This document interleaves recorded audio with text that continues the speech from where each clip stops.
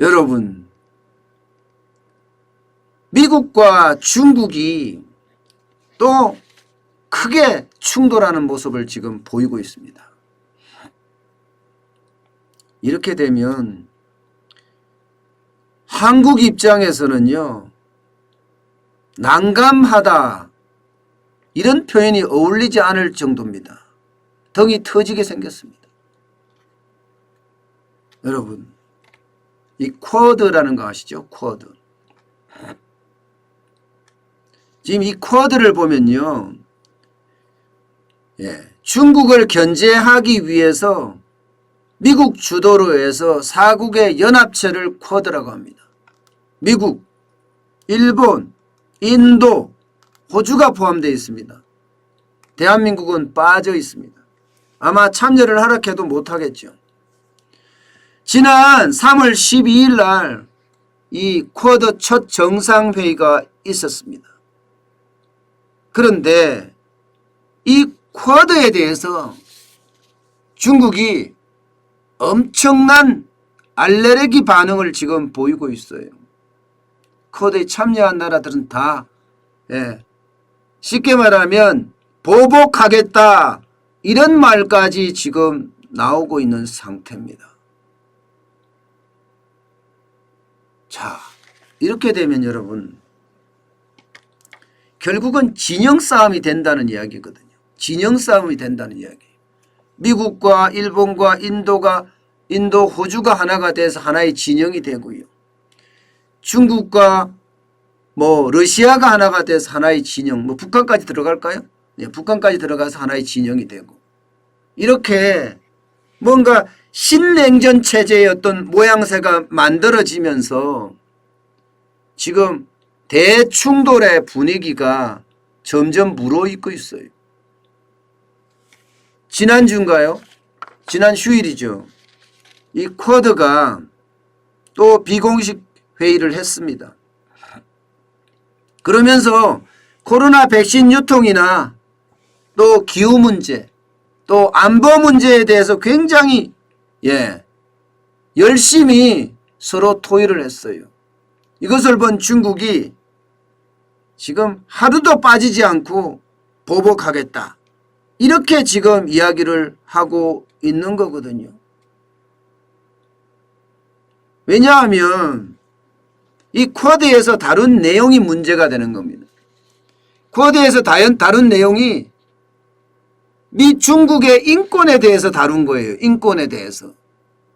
위구르 지역의 어떤 인권 말살에 대한 어떤 이야기를 굉장히 심도 있게 다루니까 이제는 보복 수순으로 점점 가고 있습니다. 여러분도 알다시피 트럼프 대통령 때 처음으로 미중 충돌이 일어났죠. 그 당시에 대한민국 경제에도 많은 영향을 미쳤습니다.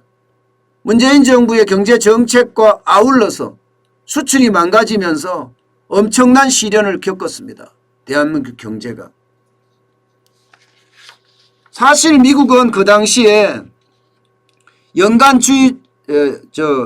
중국 수입품 3,700억 달러의 관세를 부과하고 전쟁이 아직도 계속 진행되고 있는 상태입니다. 진행되고 있는 상태예요. 그만큼 지금 심각한 양상으로 점점 펼쳐지고 있거든요. 이렇게 됐을 경우에 대한민국은 어떻게 될까요? 대한민국은 분명히 말입니다. 이 두 체제 안에서 선택하기를 강요를 받을 겁니다. 두 체제 안에서.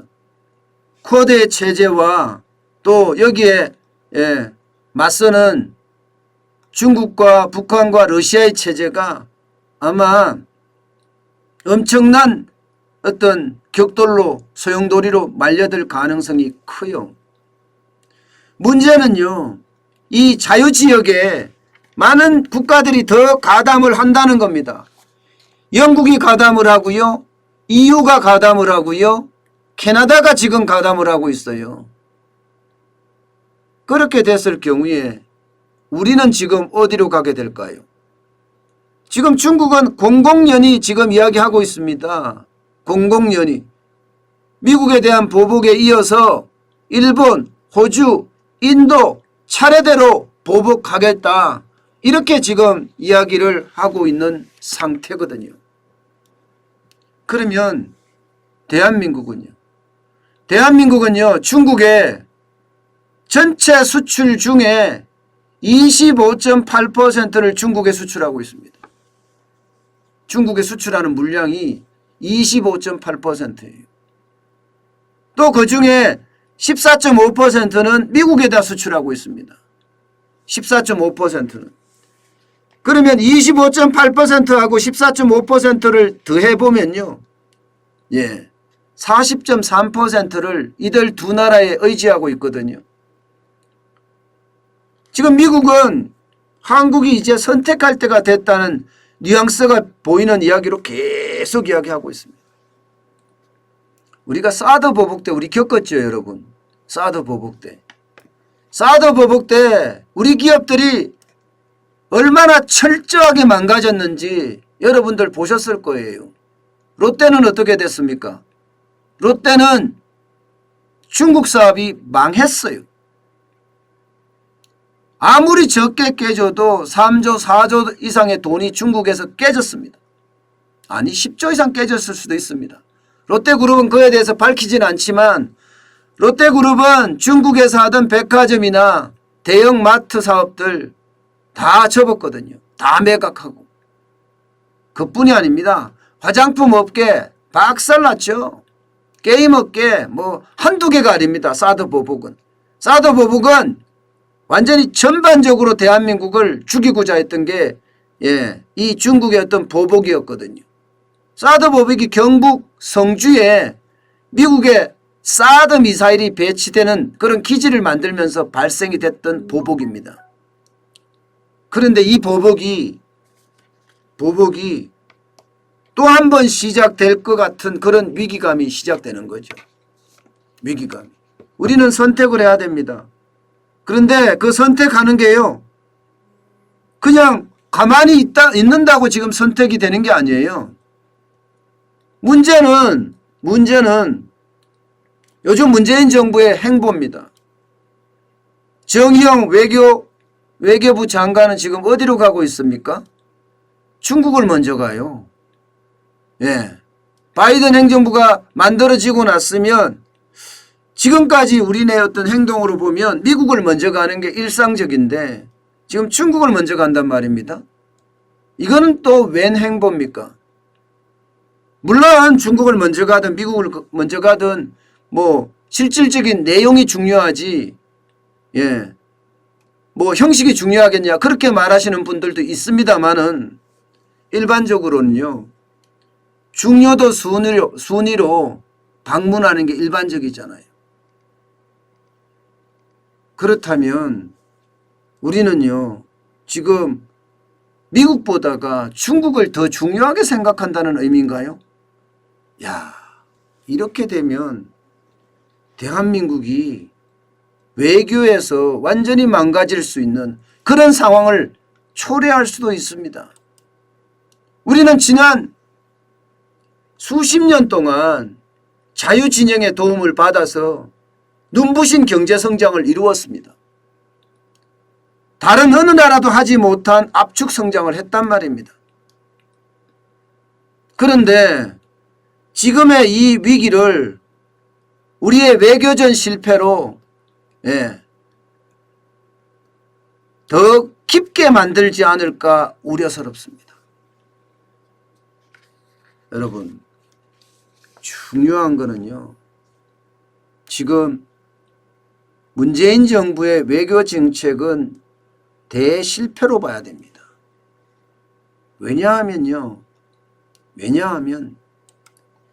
이 쿼드에 우리가 들어가지 못했다는 사실이에요. 사실 전략적 위치로 봤을 때 대한민국은 미국에서 굉장히 중요한 전략적 위치를 가지고 있습니다. 그렇다면 이 쿼드 협의체에 대한민국도 포함이 돼서 자유진영의 어떤 대변을 했어야 하는데도 불구하고 문재인 정부는 참여하지 않았거든요. 이렇게 됐을 때 자유진영으로부터 우리는 눈밖에 나면 어떻게 되나요? 중국의 사드 보복을 겪어봤기 때문에 자유진영으로부터 눈밖에 났을 때 그 파장은 또 말도 못하게 클 겁니다. 지금 중요한 것은요, 우리 자유진영을 지금까지 우리가 정책 기조로 삼아왔듯이 우리 편으로 만들어야 됩니다. 사드 보복처럼 중국은 언제든지 쫌생이잖아요. 나라만 크지 생각은 쫌생이라니까요. 그러면 또 보복을 하게 돼 있어요. 이제 사드에 참여한 나라들 미국, 일본, 인도, 호주 다 보복하고 영국, 캐나다 다 보복한다고 하니까 한번 서서히 보면 알겠죠. 중요한 건 여러분 우리 기업들입니다. 아마 사드 보복 이후로 대한민국의 기업들은 중국에서 많이 탈출을 한 것으로 알고 있습니다. 지금은요, 분명한 것은 생산 기지를 굉장히 다각화시켜야 됩니다. 중국에 지금 한정되어 있던 생산 기지를 최근에는 뭐 한정은 아니었지만 몰려있던 그 생산 기지를 최근에는 베트남으로 좀 많이 돌리는 경향이 있는데요. 베트남만 너무 돌릴 것이 아니라 전 세계에서 지역 기지로 활용할 수 있도록 동남아도 활용을 하고요. 아프리카도 활용하고요. 남미도 활용하고요. 그래서 대한민국 경제가 지지 않는 영토로 경제 영토로 만들 수 있도록 준비를 해야 합니다. 지금 문재인 정부처럼 한쪽에 치우친 정책을 쓰다 보면요, 대한민국은 또 한 번 크나큰 위기로 떨어지지 않을까 저는 굉장히 두렵습니다. 그 어느 때보다가 자유진영에 우리의 어떤 정확한 의사를 나타내야 한다는, 그러면서 대한민국은 수출을 중심으로 하는 나라잖아요. 그래서 그들의 지지를 얻어서 더 많은 수출을 할 수 있게끔 만들어내야 되는 것 아닌가, 저는 그렇게 생각합니다. 그러려고 하면 변해야 될 게 굉장히 많은데요. 제조업 르네상스, 아마 다음 대통령은 분명히 제조업 르네상스의 어떤 기치를 내걸고 어떻게 하든 제조업이 국내에서 성장할 수 있도록 만들어야 됩니다. 그것만이 대한민국 수출, 대한민국이 살 길이 아닐까 저는 싶습니다.